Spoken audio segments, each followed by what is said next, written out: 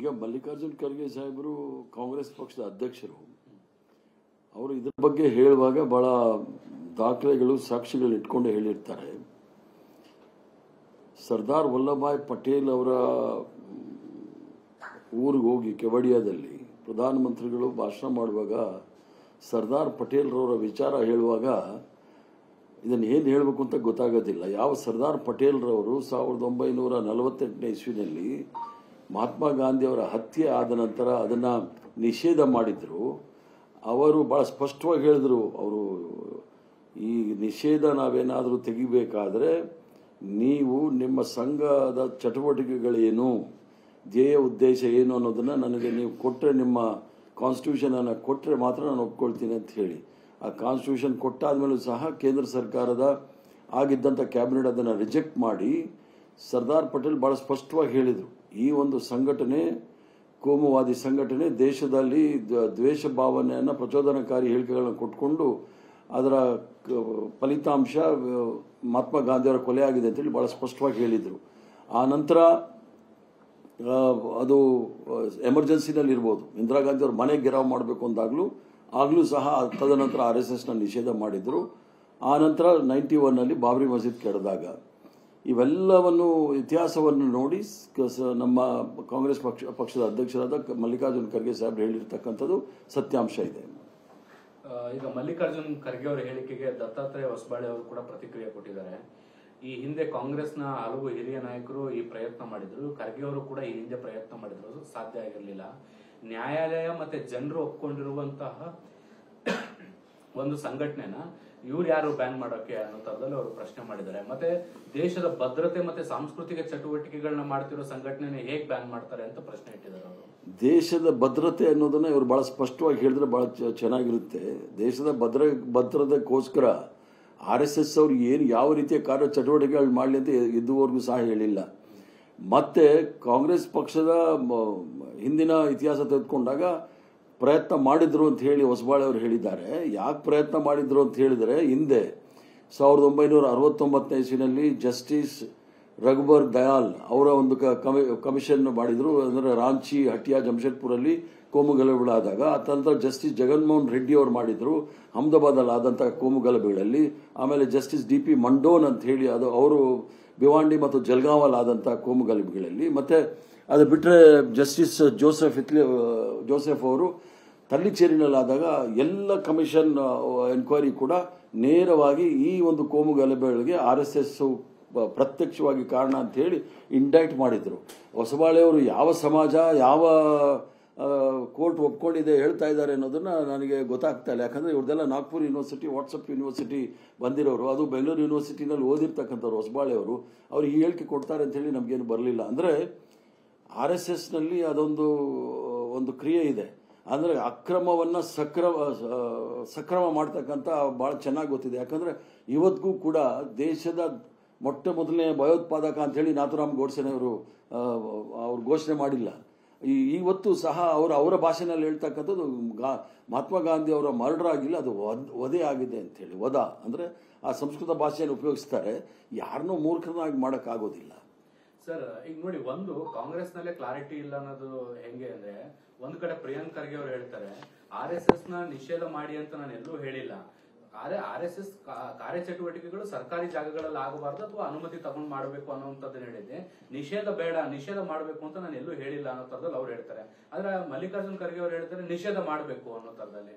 ಯಾಕೆ ದ್ವಂದ್ವ? ಈಗ ದ್ವಂದ್ವ ನೀತಿ ಏನಿಲ್ಲ.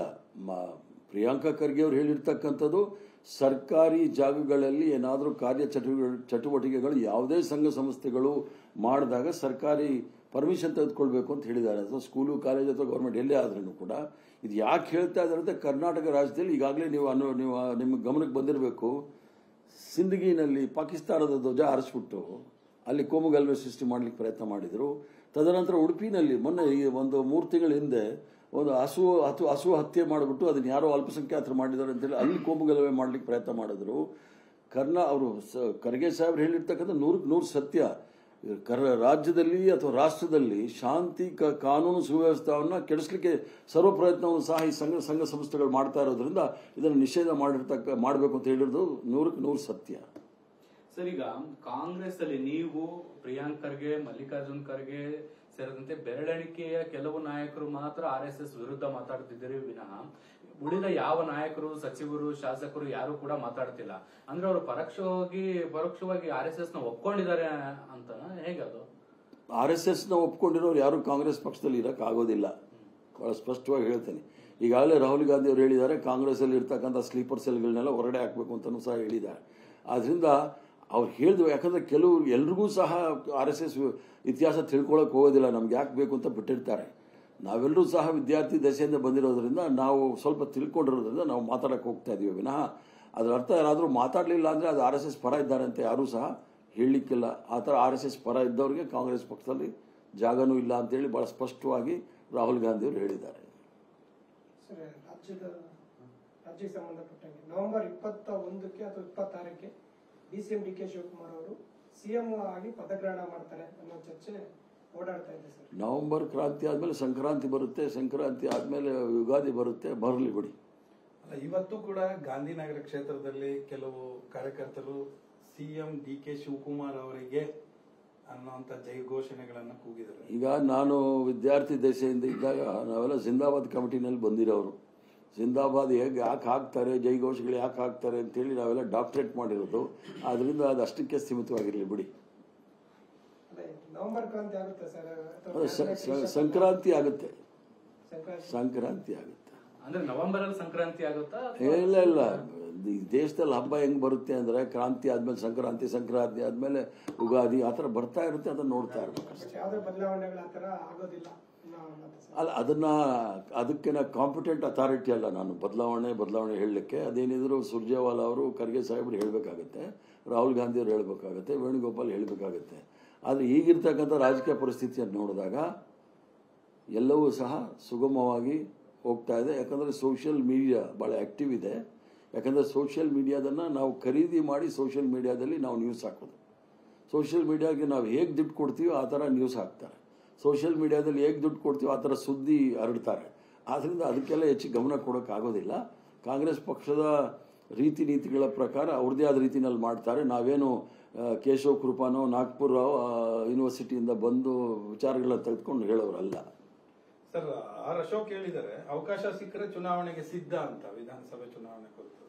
ಅಶೋಕ್ ಹೊಸದೇನಲ್ಲ, ಸಾಮ್ರಾಟ್ ಅಶೋಕ್ ಅಂತ ಅವ್ರ ಜಾಲಹಳ್ಳಿನಲ್ಲಿ ನಾನು ಅವರು ಕಾಕಿ ಚಡ್ಡಿ ಹಾಕಿ ನಮ್ಮ ಮೊದಲ ಚಡ್ಡಿಯಿಂದನೂ ನೋಡಿದ್ದೀನಿ ಅವ್ರಿಗೆ.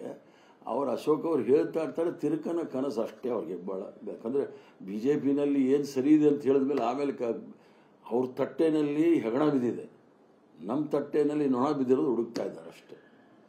ಸರ್, ಈಗ ಬೆಂಗಳೂರು ಡೆವಲಪ್ಮೆಂಟ್ ವಿಚಾರವಾಗಿ ಬಹಳ ಚರ್ಚೆ ಆಗ್ತಾ ಇರೋದು ಟನಲ್ ರೋಡ್ ಬಗ್ಗೆ. ಸರ್, BJP ತೀವ್ರ ಆಕ್ಷೇಪ ವ್ಯಕ್ತಪಡಿಸ್ತಾ ಇದೆ. ಜೊತೆಗೆ ಜನರು ಕೂಡ ಈಗ PAL ಹಾಕಿದ್ದಾರೆ.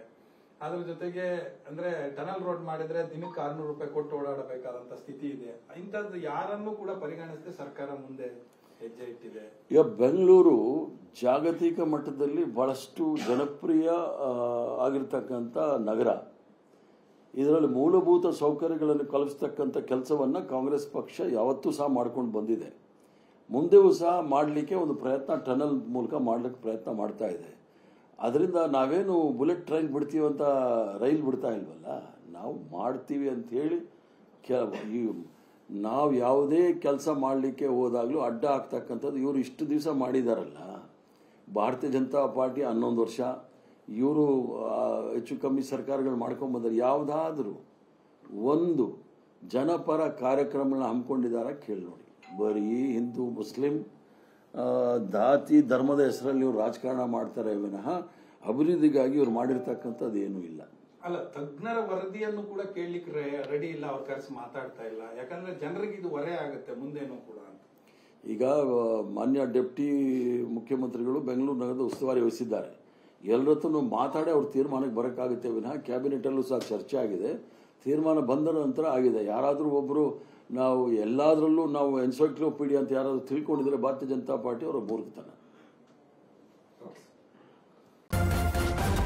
ನ್ಯೂಸ್ ಫಸ್ಟ್, ನಿರ್ಭೀತಿಯಿಂದ ನಿಮ್ಮ ಪರವಾಗಿ.